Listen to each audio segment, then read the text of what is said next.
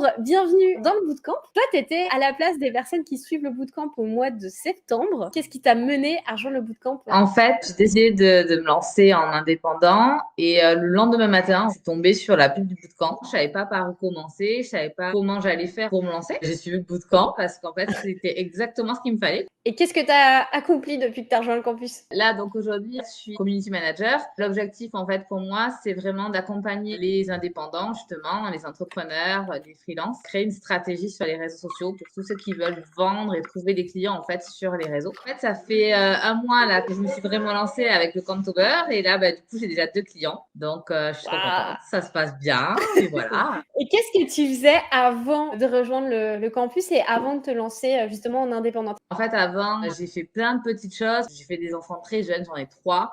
Donc, je me suis consacrée à eux pendant 8 ans. Et après, d'ailleurs, il a fallu trouver une reconversion. Donc, j'ai testé plein de choses, mais je n'arrivais pas à trouver. Et là, dernièrement, voilà, j'étais à McDo, mais j'ai dit stop. Et j'ai décidé de dire non, là, il faut vraiment que je trouve quelque chose qui me correspond mieux. Et voilà, en fait, le temps que je réfléchisse à tout ça, je suis tombée sur le campus. Et voilà. Trop, trop bien. Du coup, si tu devais résumer en 3 étapes ton parcours, depuis que tu t'es lancée, ça serait quoi pour que les personnes qui nous écoutent se disent tiens, c'est les 3 étapes qui est intéressante à garder? Mes 3 grandes étapes, la première, ça a été vraiment de poser mes objectifs. Je me poussais quand même super loin. Et honnêtement, je pense que même, parce que même avec, du coup, j'ai impliqué mon mari dans l'histoire avec les objectifs et tout ça. Et en fait, ça a vraiment changé notre vision de notre avenir. Ça a été vraiment ça, c'était le gros point qui a changé déjà, ces objectifs-là. Wow, parce que du coup, on s'est vraiment projeté dans 10 ans. On a un nouveau projet tous les deux. On a parlé à personne d'ailleurs, on n'est que tous les deux. Mais voilà, on a un gros projet sur 10 ans par rapport à ça. Donc ça, c'est vraiment une grosse étape. Ça a été vraiment voilà le fait de me lancer dans le Camptober. Je n'étais pas tout à fait prête, mais vous écoutez, je m'y suis mis à fond. Et après, ça a été les premiers échanges avec les clients parce que c'est vrai que là, au début, c'est pas évident. Mais ça, c'est pareil. En fait, il y a tellement de conseils dans tout le campus et tout. Pour l'instant, j'en ai pas fait la moitié, mais on voit vraiment tout le déroulé. On se pose vraiment toutes les questions. Et je vois en fait, dès que j'ai commencé à avoir des questions aussi, je suis allée chercher dans les modules un peu plus loin. Tant pis, j'ai sauté 1 ou 2 cours. Moi, c'est vraiment ces 3 étapes-là. Est-ce que tu as eu un élément déclencheur qui t'a dit ok, là c'est bon, j'y vais, ou c'est venu tranquillement? C'est venu progressivement. Le job était pas hyper intéressant, mais en plus l'ambiance commençait à être sacrément mauvaise. Donc on a fait les comptes, on va pas se mentir, et on a dit voilà, en fait c'est maintenant ou pas. Je me suis dit bon allez là maintenant voilà, j'ai plus rien à perdre. Au pire de toute façon McDo je peux toujours y retourner. En soi il cherche tout le temps. Donc du coup j'ai dit non, il faut que ça avance. Et mon élément déclencheur c'était vraiment ça quoi. C'était vraiment retrouver du sens. Il y a un métier qui me plaît. Et c'est intéressant ce que tu viens de dire, parce que tu as dit ouais, au pire chez McDo ils me reprendront, parce que c'est vrai que ton risque il est limité. Comme on en a parlé, il y a toujours une demande, donc à un moment donné, même si tu sens que c'est compliqué, tu peux toujours, même si c'est pas toujours ce qu'on veut faire, on a toujours en fait un moyen de rebondir. Et du coup, il y a Wendy qui demande de préciser, as-tu quitté McDo pour construire quelque chose de zéro sur le campus?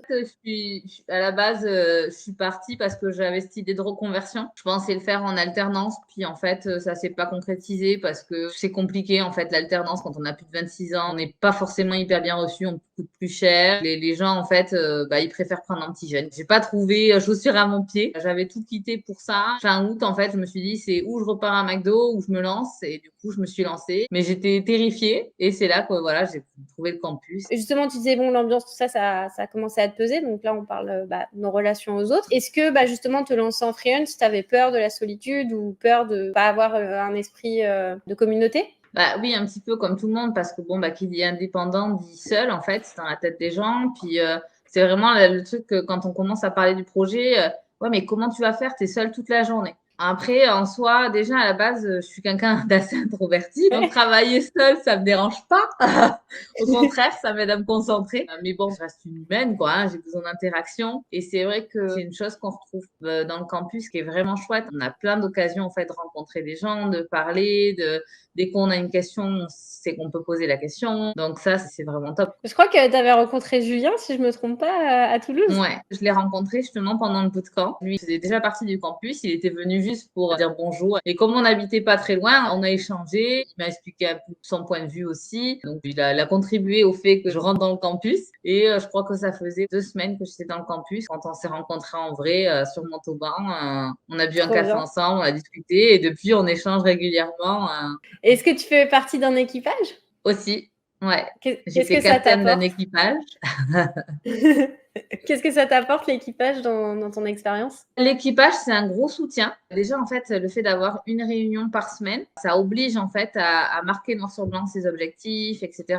Donc déjà, en termes perso, c'est déjà fort. Le fait qu'on soit vraiment en petit comité, on était 4 nanas, même si on n'était pas forcément exactement au même niveau, etc. En fait, on s'est tout apporté les unes les autres, on s'est conseillé, vraiment, on s'est soutenu, on a réfléchi en fait à toutes nos questions. Là, c'est vraiment le grand déballage. Enfin, je sais pas si dans les autres équipages c'est comme ça, mais nous, c'était vraiment ça. Je pense que on a tout dit, tout ce qu'on avait sur le cœur, tout ce qui nous passait par la tête. Et du coup, à chaque fois, on avait le retour des 3 autres, donc c'était vraiment intéressant, c'était vraiment chouette. Et franchement, je pense qu'au prochain équipage, je re-signe, je continue avec les équipages parce que c'est trop bien. Et est-ce que tu avais hésité à rejoindre le campus?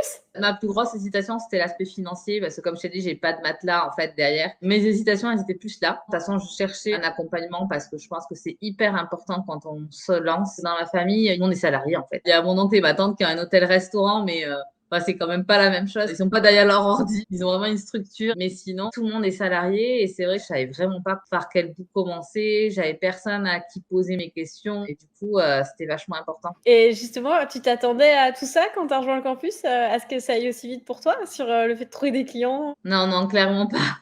Non, non, en général, on te dit, ouais, il faut 3, 6 mois, des choses comme ça. En fait, je pense que le Camptober, ça a vraiment été un gros accélérateur parce que du coup, j'ai pris ce challenge que vous nous avez lancé alors que j'étais pas hyper prête. Des 3 jours avant, de toute façon, je m'étais dit non, j'y vais pas, ça sera trop, c'est trop tôt. J'ai commencé, j'avais pas mes offres. Bon, j'avais les objectifs, j'avais le client, mais c'était à peu près tout. J'avais rien. Je pense que j'ai dû poser mes offres en fait en milieu de Camptober, donc en fait ça a été après assez rapide. Et ce serait quoi ton coup de cœur du campus? Mon coup de cœur du campus, c'est ce, je te dis, ce cours sur les objectifs à 10 ans. On a revu tout notre avenir là comme ça en l'espace d'une journée en fait. C'est fou. En tout cas, on se rend pas compte quand on sort, quand on produit les cours, des fois, des impacts que ça peut avoir. Et là, Mm. je trouve ça chouette parce que c'est important, c'est des décisions à deux et c'est votre vie de famille et tout ce que vous avez envie de construire. Donc, c'est super beau ce que tu dis. Est-ce que tu t'es formée en même temps que le campus? J'ai essayé de commencer un bachelor du coup parce que c'était l'idée de base et puis en fait au final ça correspondait pas du tout à ma réalité du coup au quotidien. C'était trop axé très grosses entreprises pour lesquelles du coup je travaillerais jamais. Donc du coup j'ai arrêté et je vais faire ouais je pense une formation mais plus petite à plus petite échelle parce qu'en fait le bachelor en plus concrètement ça faisait trop parce que Ouais. le campus déjà ça prend quand même pas mal de temps. Pour le faire bien il faut quand même prendre le temps de le faire. Puis toi, comme tu vas assez vite aussi sur ta transition, tu es en mode action, action, action. Toi, en 2 mois, hop, c'est bon, j'y vais. Tu grilles toutes les étapes en mode, tu vas à fond en mode sprint, donc c'est cool. Et je rappelle que Ambre est maman aussi, hein, de 3 enfants. Donc, comme quoi, quand on est maman, parce que j'ai souvent des personnes qui disent ouais, mais moi je suis maman, c'est compliqué. Alors je suis maman aussi, mais j'en ai pas 3. Et ça doit être déjà 1, c'est sportif, 3, c'est sportif. Donc n'hésitez pas. Merci beaucoup, Ambre. Est-ce que tu as envie de dire un petit mot pour la fin pour les personnes qui sont avec nous ce soir, leur partager un petit mot pour finir? Moi, la seule chose que j'ai envie de dire, c'est foncer, quoi. C'est n'hésitez pas, les filles, elles sont top, les cours, ils sont géniaux. Il y a toutes les étapes, il y a tout pour fonctionner. Les équipages, c'est super. Moi, mon seul regret, franchement, c'est de pas avoir pu prendre la formule au-dessus. Là, aujourd'hui, je suis au minimum parce que, bah voilà, je pouvais pas faire autrement, mais honnêtement, allez-y, quoi, les yeux fermés. J'ai signé la formation en septembre, je suis déjà là au live avec les filles parce que c'est trop bien. Je serais pas C'est là, bon, en fait, si je le pensais pas. tu passeras bientôt en K2. T'inquiète pas, là, tu as déjà fait rentrer 2 clients en moins d'1 mois. Tu es bien parti. Bah, un gros, gros merci, Ambre. On va continuer de suivre ton aventure pour que tu déplaces des montagnes et que tu atteignes la Ouais, K2. Puis peut-être que tu vas grimper l'Everest. On ne sait jamais. En tout cas, on un gros verra, on verra. merci pour ton partage. Bye bye. Bye!